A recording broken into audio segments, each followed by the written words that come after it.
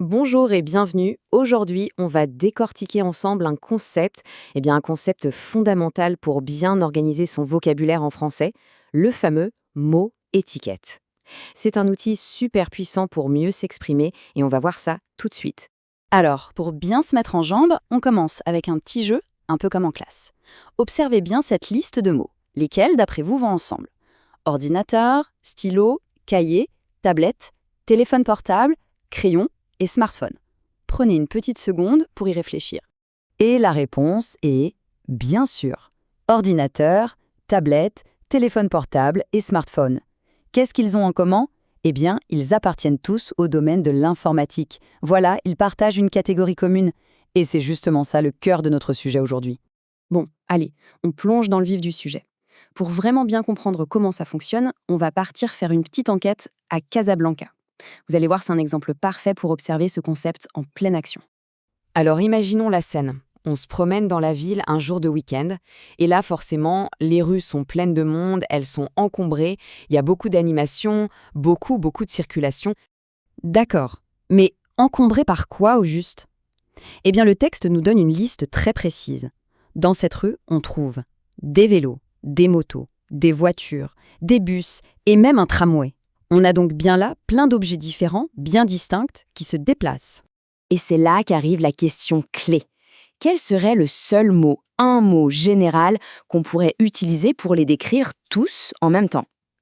Comment est-ce qu'on pourrait les regrouper sous une seule et même idée?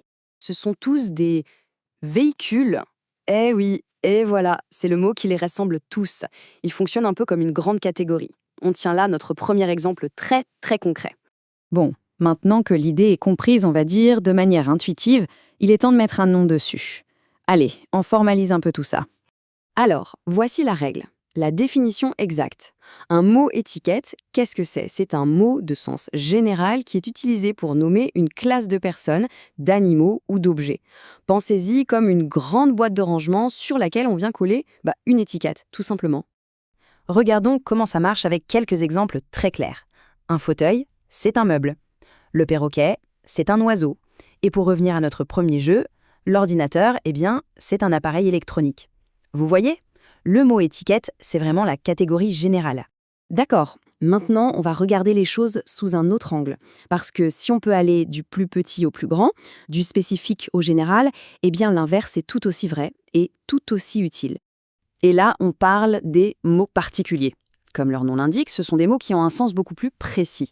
En fait, ce sont tous les exemples spécifiques qu'on peut ranger sous un même mot étiquette.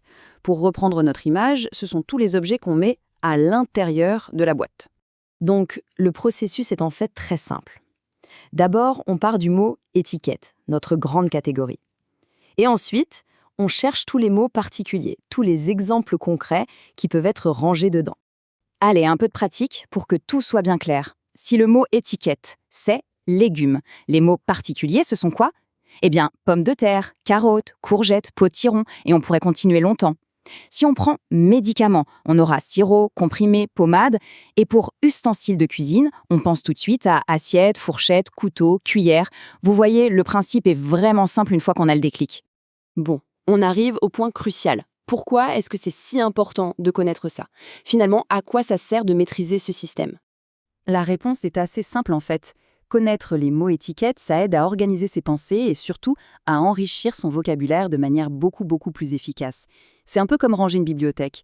Si tous les livres sont bien classés par catégorie, on retrouve ce qu'on cherche bien plus vite. Alors, pour résumer, quels sont les points clés à retenir? Premièrement, les mots étiquettes ont un sens général, c'est la grande catégorie. Deuxièmement, les mots particuliers ont un sens spécifique, ce sont les exemples. Cette structure aide vraiment à classer et à mémoriser les nouveaux mots. Et enfin, tout ça permet d'avoir une expression plus précise et plus riche. Et pour finir, je vous laisse avec une petite question pour continuer la réflexion. Quels sont les mots étiquettes qu'on utilise tous les jours sans même y penser? Essayez d'y faire attention, c'est une excellente façon d'observer la langue et le monde qui nous entoure. Merci beaucoup d'avoir suivi et à très bientôt.